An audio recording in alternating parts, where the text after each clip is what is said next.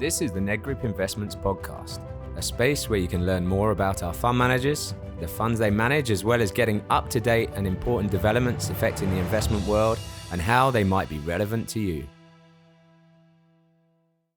Welcome to the Nedgroup Investments podcast channel. Today we'll be discussing where to find value in the global markets with Paul Simons, who is a portfolio manager on the Nedgroup Investments Global Cautious Fund and a member of the investment team at Pyrford International. Welcome, Paul, and welcome to Cape Town. Thanks very much. I'm pleased to be back here. And so we've seen equity market valuations go through the roof over the last 5 to 10 years. Are you still finding value or pockets of value? And if so, where is that? Well, it's true. Markets have done very well, and it's getting harder in equities for sure to find value still. We don't think equity markets have been driven by very strong economic growth over the last decade. Our view is that this experiment that central banks have run of printing money has been a large part of the strength in markets, and it's therefore getting increasingly difficult to find opportunities. That said, there are parts of the world that didn't embark on quantitative easing where there are opportunities. So Asia outside of Japan, we still think has potential. And there are companies all around the world which don't have too much debt on their balance sheets and don't rely on very strong economic growth to be able to continue growing their profits. So they're the things that we're trying to find. And you mentioned a bit of a bias towards Asia there, or focus on Asia, but is the China and US trade war having an impact on your views there? Well, it's a complication, and it's something that's very difficult to predict the outcome of. At the beginning, we perhaps would have said that this was the sort of the issue of the president, and perhaps if the president changes, all this would go away. It's looking a bit less likely that that's the case now. Less likely that the president will change? Or? Well, both, I guess. Less likely that he'll change, and less likely that even if he does, that all of the policies would be abandoned. There doesn't seem to be as much resistance in the US as perhaps you might have expected. That said, there are opportunities elsewhere in Asia from what's going on, because companies who have US customers and facilities in China are being asked to shift production outside of China so they can fulfill those orders and avoid the tariffs. So they're either building factories, new ones, or they're shifting production for those US customers to their facilities in places like Malaysia or Taiwan or Vietnam, depending on the sector. So there are opportunities for the rest of Asia from this, although it's not good news for China, that's for sure. Can you give us an example of a company that's benefited from what's been going on?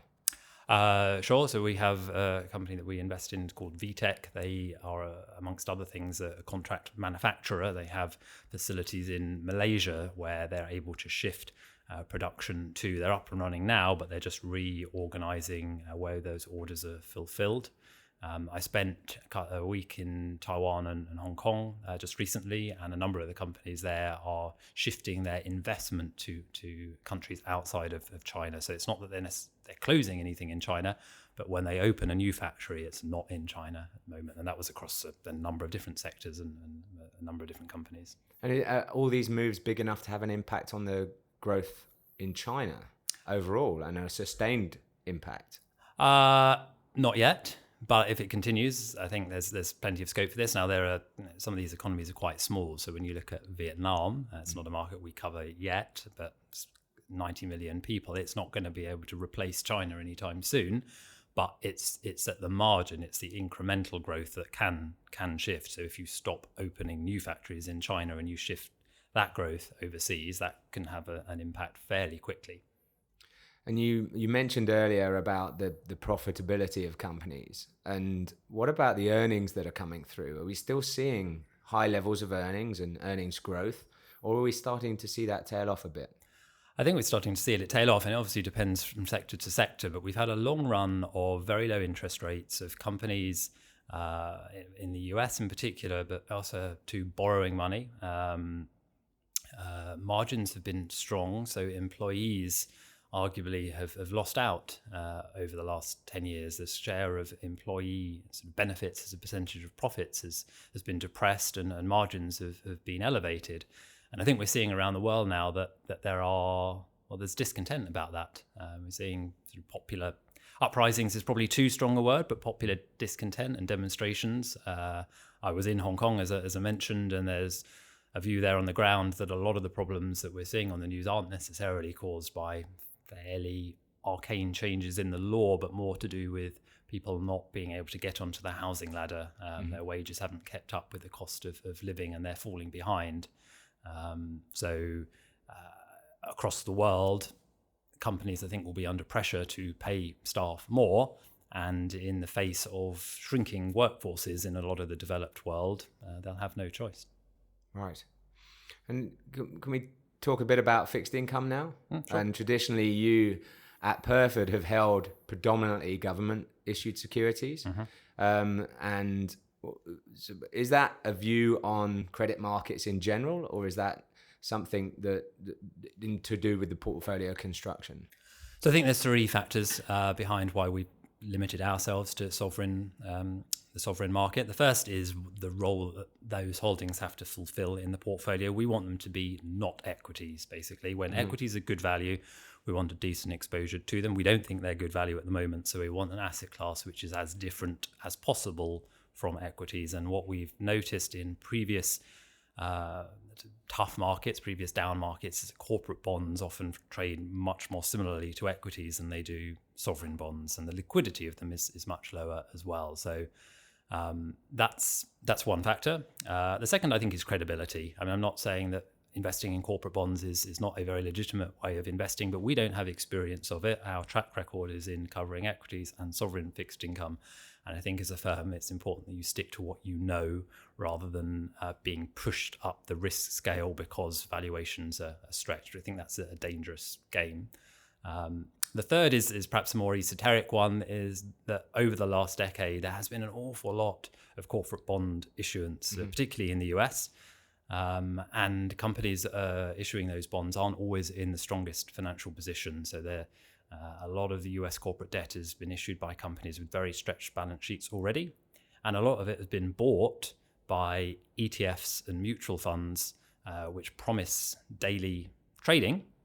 But in the face of investment banks who used to be market makers shrinking their activities because of regulatory pressures. So we don't think corporate bond markets are anywhere near as liquid as they need to be. And there are dangers embedded in that. That sounds quite scary. So if you're in an environment where equities are overvalued and credit is oversold, then where apart from government bonds, which could also increase in or decrease in value and increase their yields, if interest rates do turn the other way, what are the risks and where do you hide? Yeah, well, I agree. It's scary. In fact, in a little while when I'm making the presentations downstairs, the word scary is in the first few paragraphs. Our experience over running this type of portfolio for the last 25 years is that there are times when markets are scary, and the way to react to those is to be as cautious as possible, perhaps giving up short-term performance in order to keep capital in the portfolio, keep your powder dry, basically. So equities are expensive, but there are opportunities within them. We have a relatively low equity weighting. Bonds we think are expensive, but we can hold short duration bonds, which have much less exposure to capital loss if yields go up. We think yields will go up, maybe not immediately, but we don't think they can remain where they are indefinitely. When they do, holding short duration bonds preserves capital, and then we can shift more of it into the equity market when there's better value there. So you suitably avoided my other part of that question. Oh, sorry, not delivery. Where were the risks? What are the triggers? Sorry, the catalysts that might initiate some sort of downturn? Well, one thing I know of having done this for a while is that you try and identify a trigger and you get it wrong and you miss the one that it turns out to be the trigger. So I can identify a whole series of potential triggers of risks, none of which look fantastic at the moment. So we have these series of political changes going on. I'm from the UK. We have some fairly significant developments in the UK at the moment. We're seeing uprisings in places like Hong Kong and not so long ago in Singapore, places where you wouldn't previously have dreamt of political demonstrations. There's the trade wars that we've discussed as well, highly uncertain, not clear how they'll end up. We We have a huge amount of debt on the balance sheets of companies, especially in the US, but not exclusively.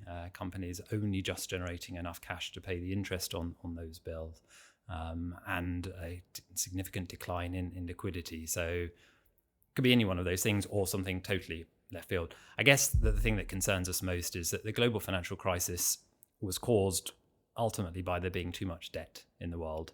And today, debt is a higher percentage of world GDP than it was then.